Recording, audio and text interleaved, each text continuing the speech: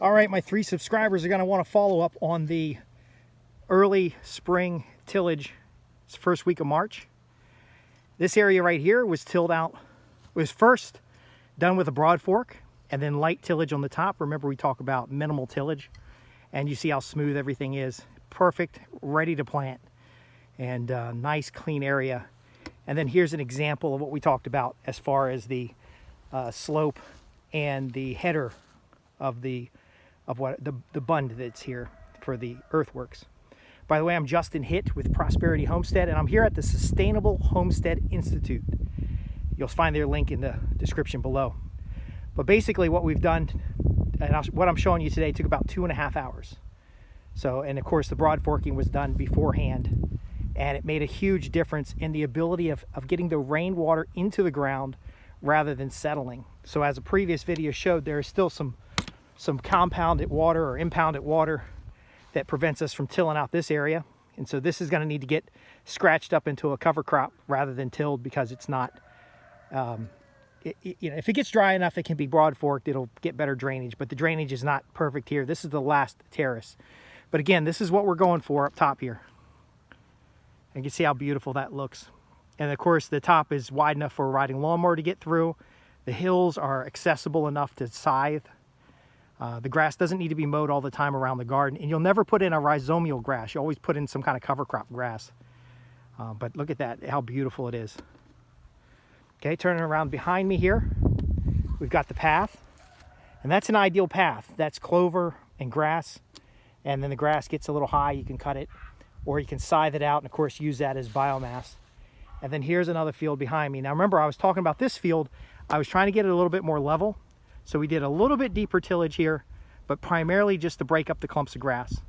Now you can see the difference between what's upslope, which is actually was broad forked, versus what's downslope that was not broad forked. And so upslope, you can see the difference. It's a lot smoother, a lot cleaner. It didn't need to be tilled as deep.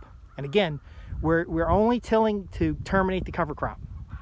Now I did till deeper below here because I wanted to spread and rake the soil around a little bit more. And you can see where the grass has been terminated. But again, we left that buffer strip at the end, which can be a vegetative strip. We can grow out cover crop. It can grow out trap plants to attract insects in there that we don't want on our plants. But it can also be managed, especially the slopes, as beneficial insect habitat. So you can cover it with wildflowers and different kinds of herbs and things like that, because we're not going to dig into those hills. So I'm going to walk you right down the edge here where we did a little tuning. So as you walk into the bed here, up at the top channel, after you till this, a lot of that soil is scooped out and thrown upslope. Remember, if you're going to move soil, you're moving it upslope. And so by moving the soil upslope, we're leveling out areas, we're securing, we're reducing the amount of water flow. But this hill again is a vegetative strip. You might remember from previous designs where there were many different rows, and that's a great place to start. But here we've concentrated our vegetative strips where they can be managed in a day. And this row right here will probably get us a bale of straw out of it.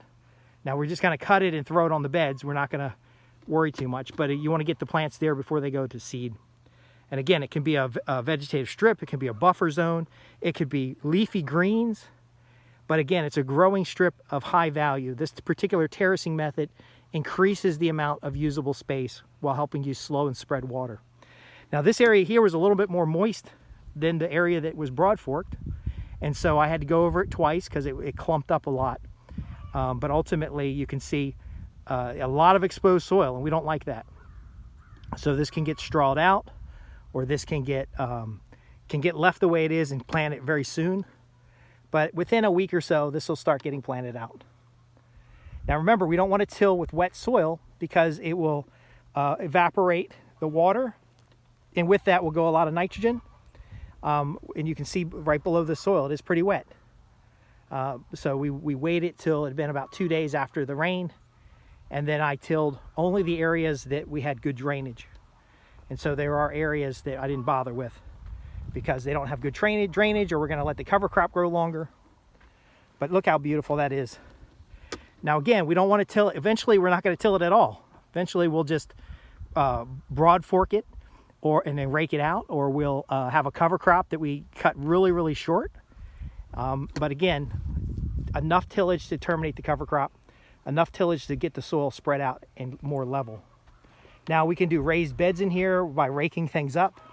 We can do just footpath rows, but on the bottom, it's enough room to get a wheelbarrow through. And then of course over here, I mentioned in a previous video, there'll be a link in the description below, but I mentioned over here, you can mechanically till pretty small areas. So that BCS tractor was able to till this little area here. And of course we got strawberries up here, so I need to mulch those strawberries. I'll have to hand weed that. But again, same concept with the earthworks. We have a buffer strip at the bund, which is the bottom that holds everything in place. And then you got to think about this. If we're broad forking these beds and we're opening up the soil and we're doing like tillage, it'll hold more water. So the lower area where we walk needs to be compacted over time. And it gets compacted by walking on it. It gets compacted by just cover cropping it. You can see some hairy vetch in here and not really digging in the soil. And so you can see a strip right here. And so here's a little strip guard. You can see that was put in. Now again, I don't have to till very, very deep. All we got to do is kill the cover crop. And then we want to get our plants in as soon as possible so that we have the overall view of what we got growing on here. You can see how beautiful that is. Scott's over there putting in some onions. And again, the keys here is get it planted as quickly as possible. Get it covered in mulch or straw, some kind of organic material, because what's happening right now is the sun is killing everything on the surface of the soil and it's evaporating water. If there's a lot of water in there, it's going to evaporate the water-soluble nitrogen. And then overall, you know, we don't have enough organic material in the surface you can see all the little flies and stuff. But we don't have enough organic material on the surface. And by the way, those flies are eating microbes. So again, the till is to terminate cover crops. The soil is broken up by a broad fork or the roots of cover crops. And something like this, you could simply just put down a cover crop, like on the latest terrace. We're going to end up just scratching it up, putting a cover crop on it and getting it growing, because we want, again, the roots in the soil. And we want the drainage. We want the water to soil and spread. But there you go. I hope that answers a lot of questions you have. And you can see what's grown on here. And this is a earthwork terrace over a 2.5 acre area, and we still have room for more beds, for more grow spaces, and lots of abundance. Again, there's a link in the description below. You can come out and see this. Early March, we got planting opportunities, hands-on training experiences, and you just got to go out there and contact the Sustainable Homestead Institute, link in the description. And of course, ask any questions. Again, it took about 2.5 hours to do this, and I've run my mouth most of the time. Right tools, right place. I'm Justin Hitt with Prosperity Homestead. If you got questions, ask below or visit www.prosperityhomestead.org and just go to the contact page and ask your questions. See you in the next video.